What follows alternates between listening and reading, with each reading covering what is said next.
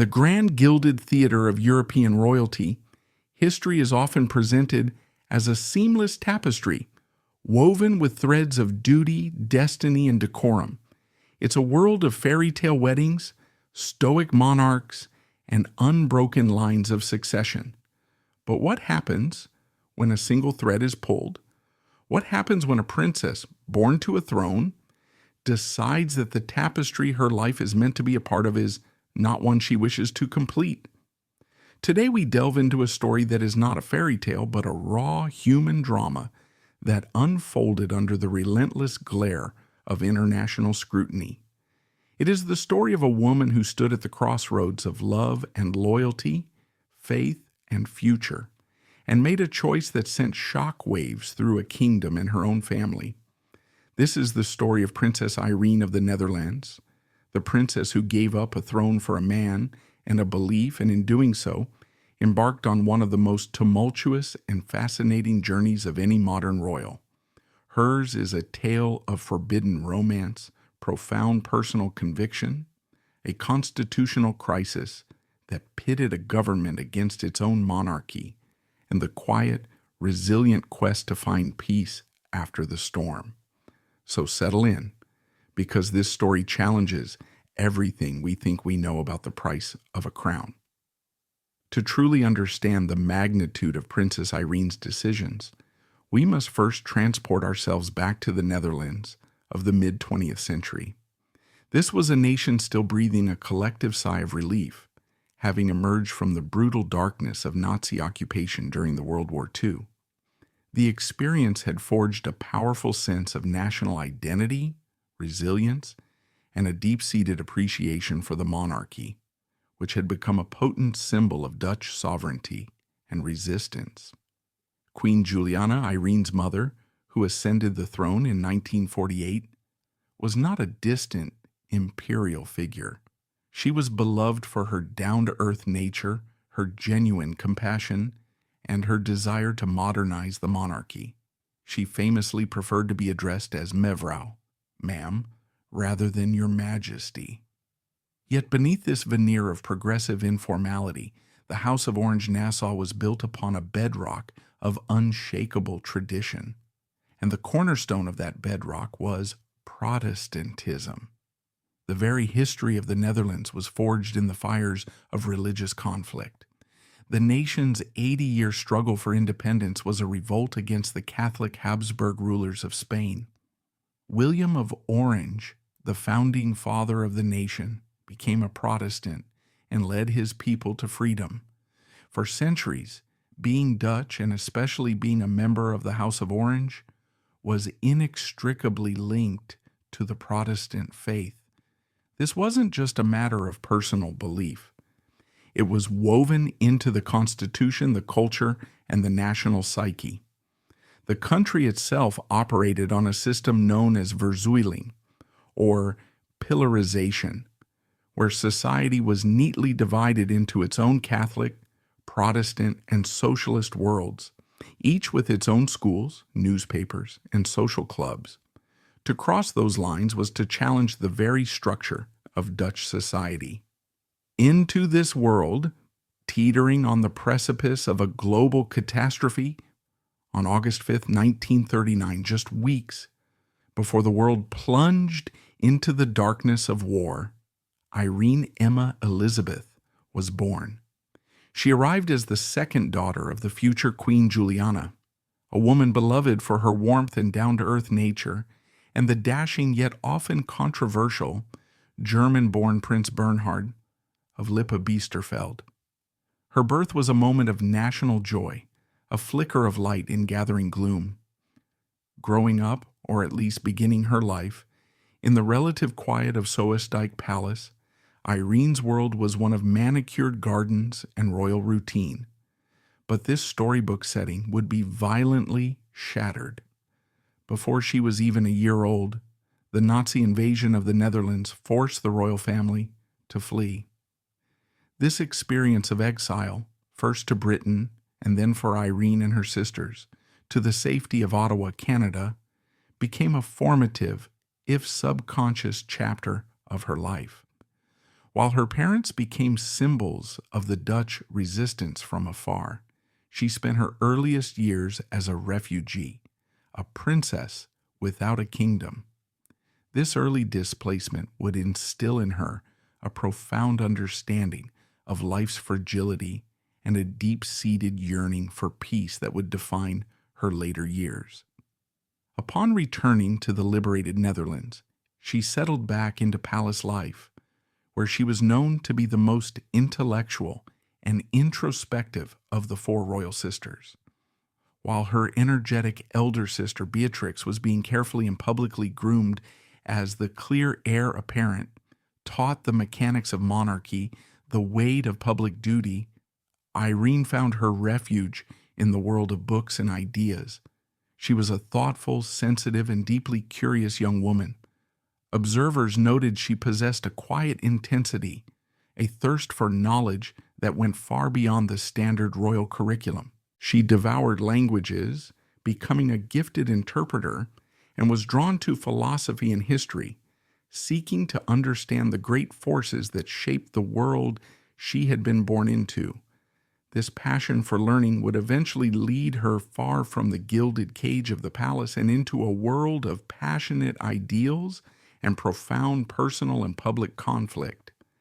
As she came of age in the post-war era, she stood second in the line of succession to the Dutch throne. This was no small thing.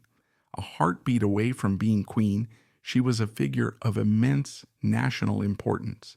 In the eyes of the government and the public, her future was seemingly mapped out for her, a path as straight and formal as a palace colonnade.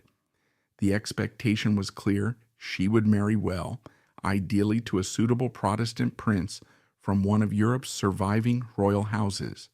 Her life would be one of christening ships, cutting ribbons, and carrying out the endless smiling duties of a princess, a life of service and honor within the staunchly Protestant Dutch establishment. No one, perhaps not even Irene herself, could have predicted the radically different path she was about to choose, a path that would force her to decide between love and loyalty, faith and family, and her title and her own heart.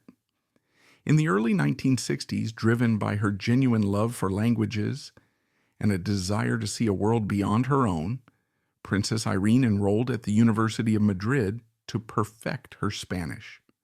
To understand the magnitude of this step, one must remember what Spain was at that time. It was a world away from the liberal, tolerant, and staunchly Protestant democracy of the Netherlands. It was a nation under the firm autocratic grip of General Francisco Franco, a deeply Catholic and conservative country still bearing the heavy, silent scars of its own brutal civil war. For a Dutch princess, whose family was a symbol of resistance to totalitarianism, stepping into Franco's Spain was like entering another reality, one where the air was thick with unspoken rules, political caution, and a fervent, state-enforced piety. It was in this politically and spiritually charged atmosphere that Irene met a man who seemed to embody the absolute antithesis of everything her family and country stood for: Prince Carlos Hugo of Bourbon-Parma. He was not just another handsome aristocrat from a forgotten royal line. Carlos Hugo was the energetic, charismatic, and fiercely ambitious leader of the Carlist movement, a political faction with a history as complex, romantic, and bloody as Spain itself. The Carlists were an ultra-traditionalist, staunchly Catholic political dynasty who had unsuccessfully vied for the Spanish throne for over a century.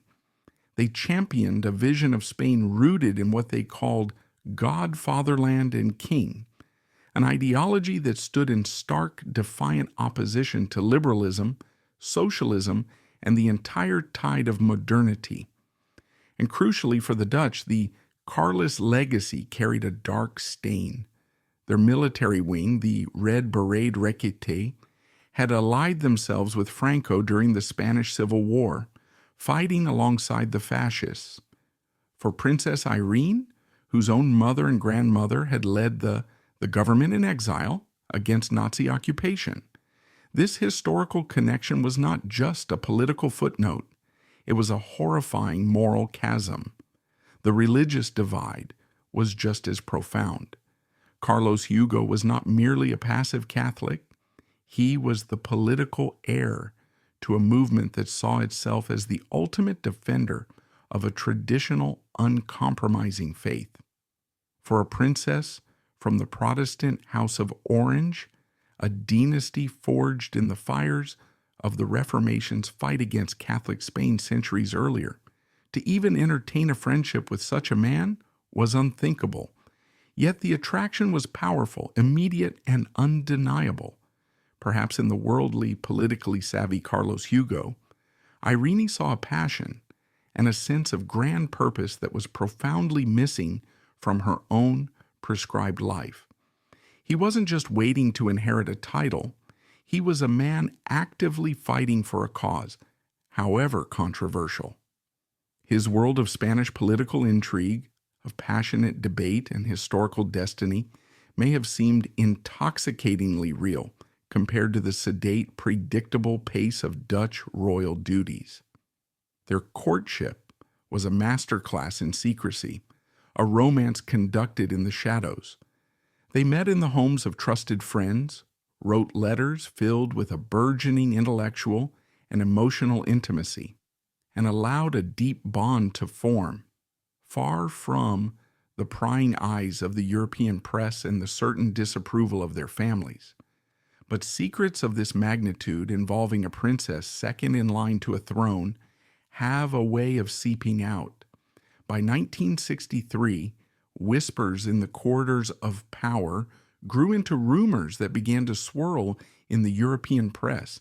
A Dutch Protestant princess and a Catholic Spanish pretender? The story was too geopolitically and romantically sensational to ignore. Initially, the Dutch government and the royal house issued firm, almost dismissive denials, a standard tactic for managing royal gossip, hoping to quell the growing public unease. But this was far more than palace intrigue. Irene was not having a fleeting, youthful affair.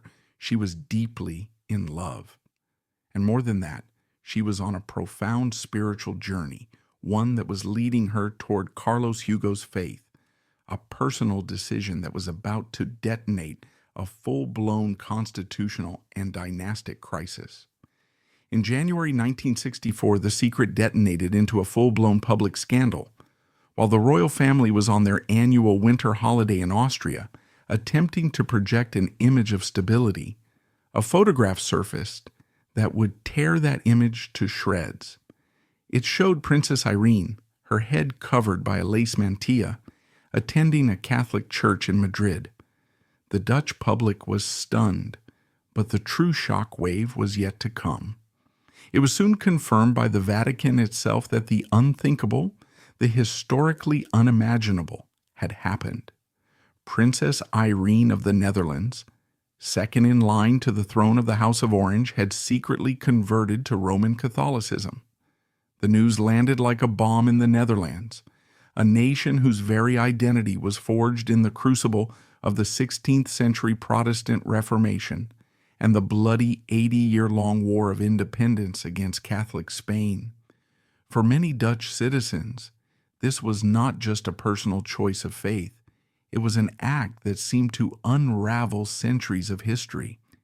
It felt like a betrayal of the core principles of the House of Orange, a dynasty that had championed Protestantism as a cornerstone of national liberty.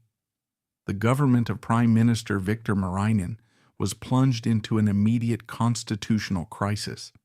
How could a Catholic princess, now spiritually aligned with the nation's historic adversary, remain in the line of succession? The cabinet was in an uproar. Emergency sessions were held. Debates raged in Parliament, with the press reporting every heated exchange. Some staunchly Protestant politicians demanded that Irene be immediately and formally removed from the line of succession, viewing her conversion as a voluntary abdication of her birthright. The royal family was caught in an impossible, agonizing bind. Prince Bernhard, a man of action and a pragmatist known for his back-channel political maneuvering, secretly flew to Madrid. He arranged a confrontation with Carlos Hugo, a tense meeting in a hotel suite where, as reports later suggested, two proud men from clashing worlds tried and failed to find common ground. Bernhard, the World War II hero, likely tried to appeal to reason, to persuade the Carlist prince to either convert to Protestantism or end the relationship for the good of the Dutch monarchy. It was a futile effort against the combined forces of love and religious conviction. Meanwhile, Queen Juliana was, by all accounts, utterly heartbroken. She was trapped in the crossfire between her deep, unconditional love for her daughter and her solemn constitutional duty as head of state. The crisis became so intense and the communication so broken that for a brief, frantic period, Irene seemed to disappear. She was out of contact, and neither the government nor her own family knew her exact whereabouts. This sparked a frantic search and fueled wild fears that she had been kidnapped by Carlist extremists who wanted to force the marriage. This theory, while ultimately untrue, illustrates the fever pitch of panic and mistrust that had gripped not just the Netherlands but palaces and governments across Europe. When she finally reemerged, it was not with an apology, but with a statement of unwavering resolve. She made her intentions clear through intermediaries. She would not renounce her newfound faith, and she would not renounce her love. She was going to marry Prince Carlos Hugo, with or without anyone's blessing. This courageous act of defiance forced the government's hand. Under Dutch law, any marriage of a potential heir to the throne required the formal consent of Parliament. Given Carlos Hugo's controversial Carlist politics and the religious firestorm Irene's conversion had ignited, the government flatly refused to even introduce a bill of consent. To do so would have been political suicide for the Prime Minister, and would, they argued, irrevocably damage the institution of the monarchy itself. This refusal was not a negotiation, it was an ultimatum. The choice was now stark and unavoidable. Her family, her country, and her place in line to the throne, or the man she loved. Princess Irene was now faced with the starkest of choices, a dilemma straight out of a Shakespearean tragedy, her crown or her love. It was a choice between the life that had been meticulously planned for her since the moment of her birth and a future she had to claim for herself, her birthright or the man and the faith she had chosen. In a move of astonishing courage that would define the rest of her life, she chose love. On February 8, 1964, through a formal statement that sent shockwaves across Europe, Irene renounced her right, and the rights of any future children she would have, to the Dutch throne. This wasn't just signing a piece of paper, it was a profound act of severing the constitutional tie that had bound her to her country since birth. She was voluntarily stepping away from the line of succession, dismantling a future that had been the bedrock of her identity. For many Dutch citizens, her choice was simply incomprehensible, a dereliction of the sacred duty she was born to uphold. The sense of betrayal was palpable in the press and in public discourse. In the eyes of many, she was no longer just a princess in love. She was the princess who had turned her back on her people for a controversial foreign prince and an alien faith. The wedding took place in Rome on April 29, 1964, at the stunning Borghese Chapel in the Basilica di Santa Maria Maggiore, a location chosen for its deep Catholic significance. It should have been the happiest day of Irene's life, a triumphant moment for a love that had overcome immense political and religious obstacles. But it was an occasion marked by a profound and very visible sadness, a celebration haunted by the ghosts of those who were absent, The Dutch government, determined to distance the state from the Union, had forbidden any member of the royal family from attending. This was not a suggestion. It was a constitutional reality. For Queen Juliana to attend would have been seen as an endorsement, a defiance of her own government's will. She was a monarch, but she was also a mother, and this duty forced her into an excruciating position. And so Princess Irene, a woman who had given up everything for this day, walked towards the altar. She was a bride in a magnificent gown of white satin, with a sweeping 10-foot train and a priceless diamond tiara, borrowed from her mother, a small heartbreaking token of a love that could not be there in person. Yet she was utterly alone.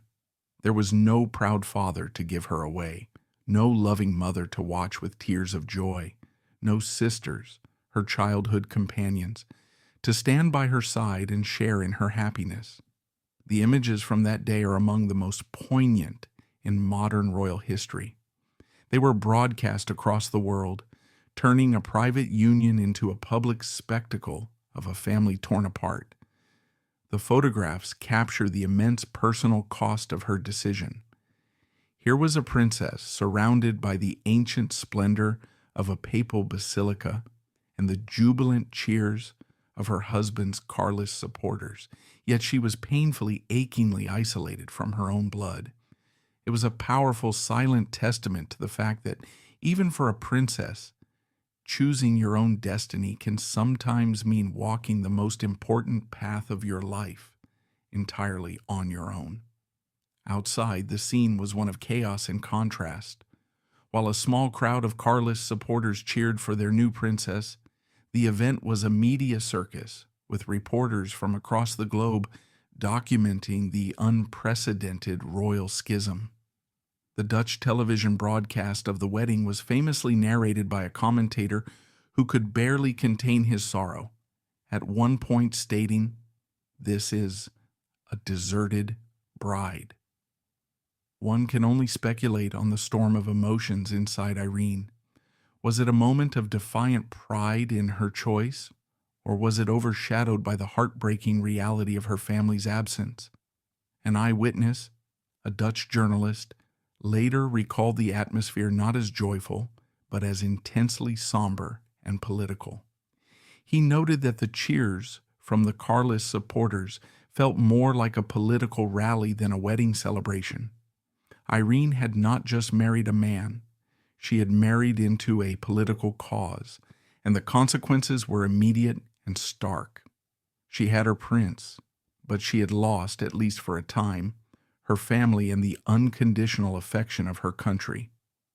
After the bittersweet wedding, Irene and Carlos Hugo settled in Madrid, and she threw herself into her new life with the same conviction that had guided all her recent choices.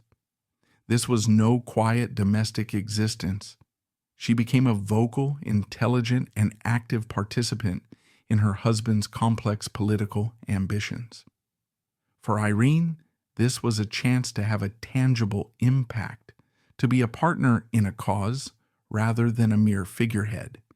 She traveled with him across Spain and Europe, using her formidable linguistic skills to give speeches and win over supporters. She fully embraced the role of the Carlist princess, navigating a deeply traditionalist and often skeptical political faction with grace and intellect. For a time, it seemed their joint efforts, fueled by their shared passion, might actually bear fruit. They were a glamorous, determined, and newsworthy couple fighting for a vision of Spain they believed in. And in their private life, they built a family having 4 children. Carlos, Margarita, Jaime, and Carolina, securing the future of the Bourbon-Parma line. However, the political tides of post-Franco Spain were not flowing in their favor. After the dictator's death in 1975, the nation stood at a historic crossroads. Spain, and indeed the rest of Europe, yearned for stability and a return to the democratic fold, not another chapter of monarchical infighting. It was not the charismatic Carlist pretender Carlos Hugo who was chosen to lead the country's transition, but the carefully prepared Juan Carlos I. It was he who masterfully steered the nation towards a constitutional monarchy and a modern democracy, a move that effectively and permanently ended any realistic chance of a Carlist restoration. The cause to which Irene had dedicated her married life, the very reason for which she had sacrificed her birthright and her family ties, had failed. The dream had dissolved into a historical footnote. This profound political disillusionment seemed to coincide with, or perhaps even cause, a growing rift in their marriage. The grand, defiant romance that had begun with such passion began to crumble under the immense weight of failed ambitions and the reemergence of fundamental personal differences. Their shared political struggle had been the powerful glue that held their two very different worlds together. Without that common purpose, the intensity that had once drawn them to each other could not sustain them through the mundane realities of a life without a clear political quest. In 1981, after 17 years of marriage, a journey that had started with a global scandal ended quietly with a joint statement. Princess Irene and Prince Carlos Hugo were announcing their divorce. The end of her marriage marked the beginning of another profound and deeply difficult chapter. Now, in her early 40s, a single mother of 4, Irene was once again at a crossroads, her life stripped of the two pillars, her husband and his cause, that had defined her adulthood. She made the brave and for many surprising decision to return to the Netherlands, the country she had left under such a dark cloud nearly 2 decades earlier. It was a courageous choice, requiring her to face a place where many still remembered the scandal, the sense of betrayal, and the family schism. She and her children settled not in a grand palace, but in a villa near her family's former home at Soestdijk, deliberately seeking a life of privacy and normalcy after years spent in the harsh glare of the political spotlight. Her return was not a retreat, but a quiet search for a new beginning and a personal reconciliation, both with her country and, most importantly, with herself. It was during this period back on Dutch soil that Princess Irene truly reinvented herself. She embarked on a remarkable journey of spiritual and philosophical exploration, moving far beyond the dogmatic politics of her past. She found a new, profound sense of purpose not in a throne or a political movement, but in the natural world. She became a passionate advocate for environmentalism and a deeper, more spiritual connection to nature. She founded a center dedicated to this cause and began to write. Her books, like Dialogue with Nature, were not political treatises, but deeply personal and philosophical reflections on life, spirituality, and humanity's relationship with the planet. It was as if, having renounced an earthly kingdom, she discovered a different kind of kingdom in the forests, rivers, and rhythms of the earth. She found a peace that had eluded her in the tumultuous world of royal courts and political struggle. This new path also, slowly and quietly, led her back to her family. Time, as it often does, began to heal the deep wounds of the past. The public anger faded, replaced by a grudging respect and eventually a quiet admiration for the woman who had dared to follow her own conscience. Her sister Beatrix, who had become queen in 1980, welcomed her back into the family circle with a grace that spoke volumes about the deep bonds of sisterhood. Imagine that reunion, 2 women who had followed such dramatically different paths. One, the steadfast monarch who had dedicated her entire life to duty and tradition. The other, the romantic idealist who had sacrificed it all for love and a cause.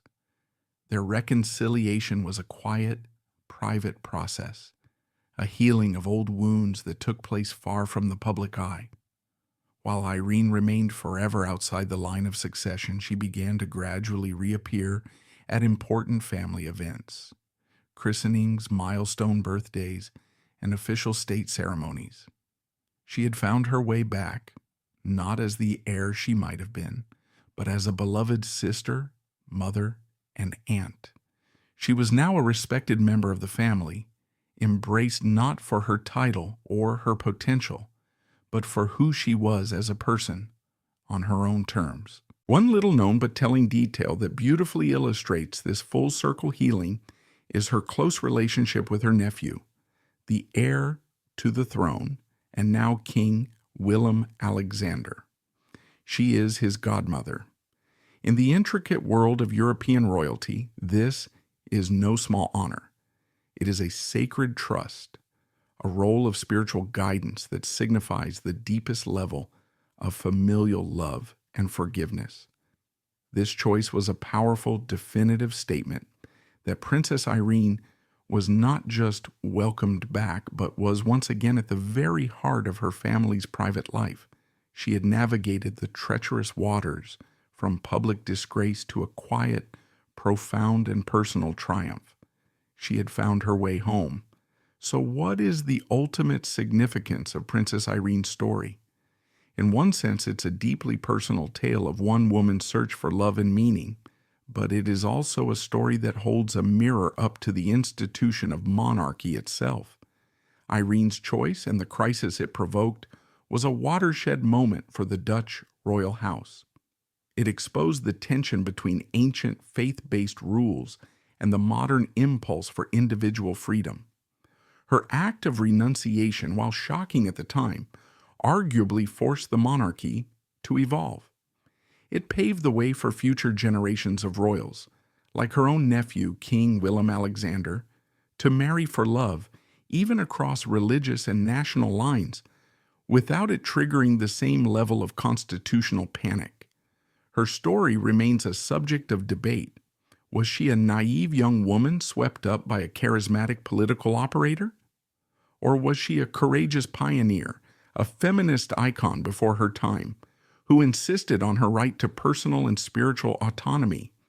Perhaps the truth lies somewhere in between.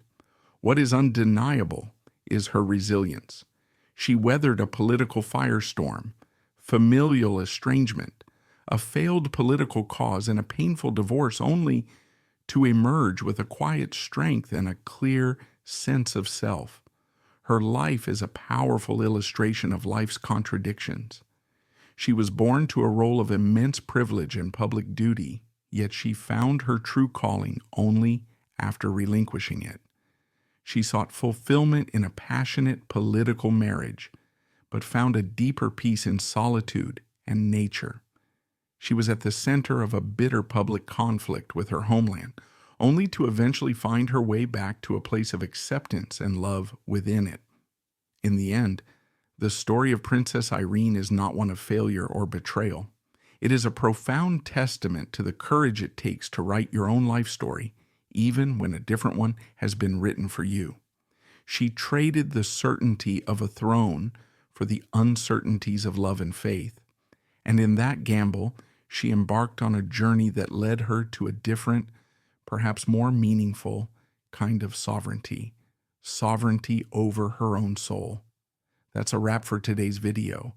If you enjoyed it, smash that like button, drop us a comment below, and don't forget to subscribe so you'll never miss our new content. Thanks for watching.